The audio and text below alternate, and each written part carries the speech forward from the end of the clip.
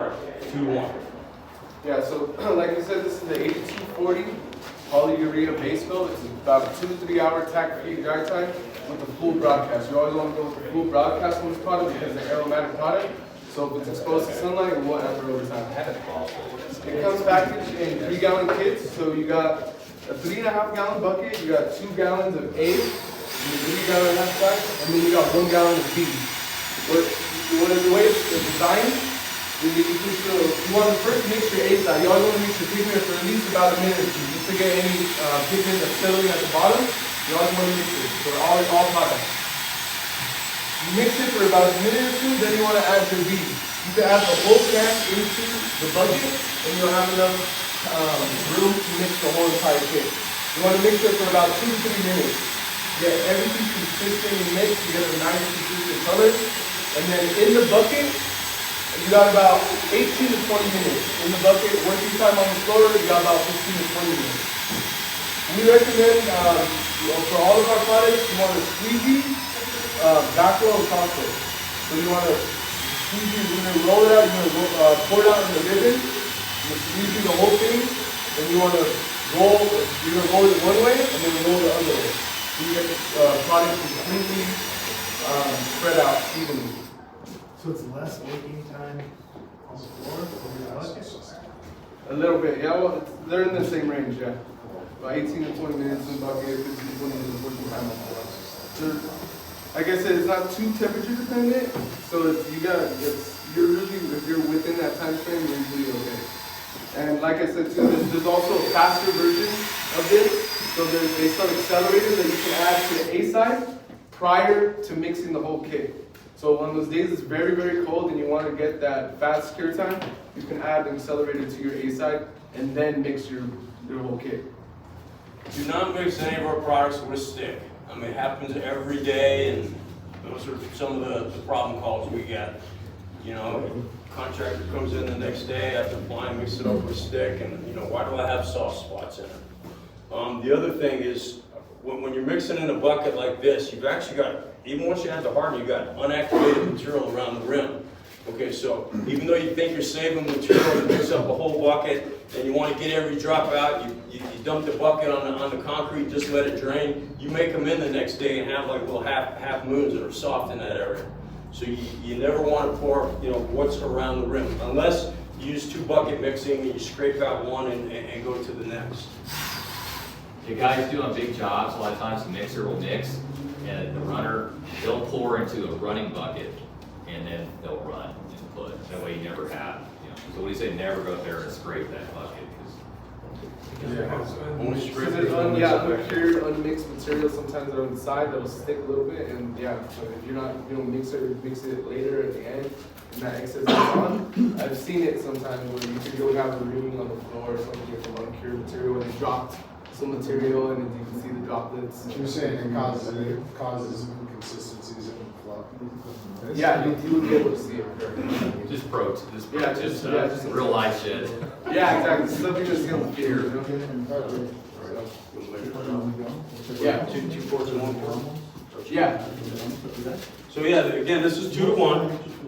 We're going to break it down and you mix the whole kit.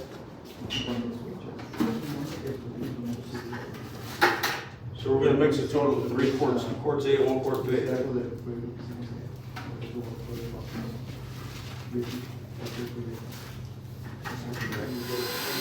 Spinning at about 450, 500 RPM. You don't want to go much faster than that. You want to train Aaron to it. So if you got, you know, plug in electric drill, you know, high torque, you want to keep the revs down.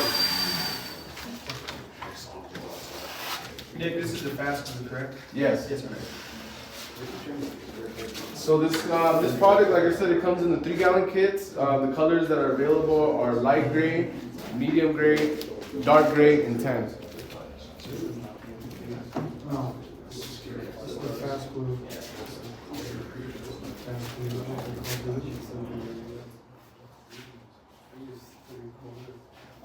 We recommend, you know, taking a little bit of tape to the roller, which we did ahead of time, and get all that loose lint off as well. Even though a roller cover says, you know, shed resistant, non-shedding, whatever, believe me, there's still some that come out of it.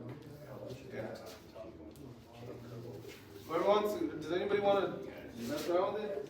Push it around, see how it feels? This is a low viscosity product too. Right. So, yeah, actually, when you're applying this material on the concrete, it actually penetrates, deeper into the concrete than a standard epoxy would. It's designed for that really strong adhesion to your concrete. And then like Sean was saying too, it also has 140% elongation, so you get a little bit of flexibility with that as well. So it gives you a little bit better impact resistance. And another cool thing about this product, and one of the reasons it's called fast glue, is because this stuff is actually it's actually sticky. Like when you put this, on your slab walls and your side walls and your garage, your flake will stick to this stuff. It's actually, it'll grab better than epoxy. The chips on the floor, you're not going like throw. Every time you throw them like that, you can actually move the coating and you can actually mess it up. So what you want to do, it's like a very light broadcast. You actually want to put them in a bucket. That's what I see people do. You put them in a 5-gallon bucket, and you're just like feeding a chicken. That's all you're doing.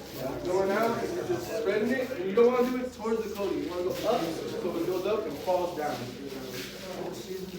Yeah, I mentioned when I was in Zambia about 3 years ago, and I was teaching different ways that people come and scrape it. I always just recommend, as long as you just want to get all your excess chips off of the floor, and I always recommend cross scraping. You go all one way and you go the other way. You can either use the regular floor scrapers. I've seen people with the sand screen, they'll screen the whole floor. So there's just different options, but you really want to make sure you get all your excess chips off. A lot of people will, after they broadcast, they'll scrape everything into one corner, and you can still save the chips, use them for some sidewalls, some slabs or something, and you can still use those chips. Once you get everything off, you vacuum everything off, and then you're going to go in and apply your top coat. We always recommend applying the top coat at around 160 square feet per gallon, or around 10 minutes. However, you can go thicker. This gentleman and I were just talking about that. I mean, realistically, you get those chips really sealed in and get a good surface. You need 80 to 100 square feet on our wall and kind of make an inverted U. And the squeegee man just keeps going back and forth.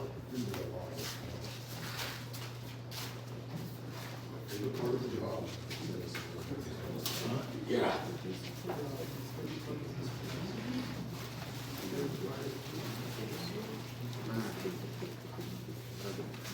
So just kind of a pro tip, when you have different coatings, some coatings you want out of the bucket faster, some coatings you want to keep them in the bucket, right?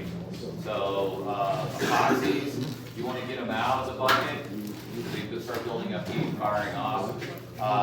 With the polyaspartics, you have more time in the bucket than you do when you put it out on the floor.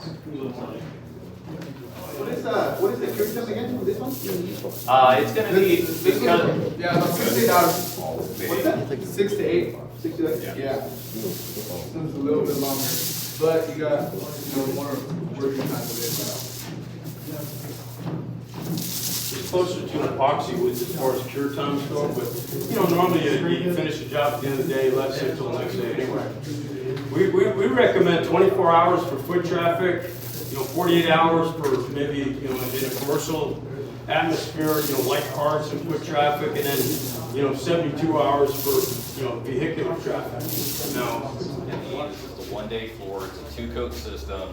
You put it down. You grind prep to a CFP profile of 3. Put it down, flake full rejection, and then we would top coat. So about 3 hours from now, you'll see that this is dry. We can scrape it and top coat. So the question was brought up about, primer. Yes, you can use a primer. I mean, anything you use as a primer would be better than a two-coat. The thicker the mill, the better the system's going to be. Thickness is the key for coating. But if you're trying to do a one-day floor, you're not going to do the primer and this in one day, right? So you're going to have to turn it into a 2-day floor. But yeah, so we have primers. I don't know if we're going to show one of the primers, but we have a water-based primer, goes down super thin, super inexpensive, and then you can then put the fast glue, chip, and then the top coat on top.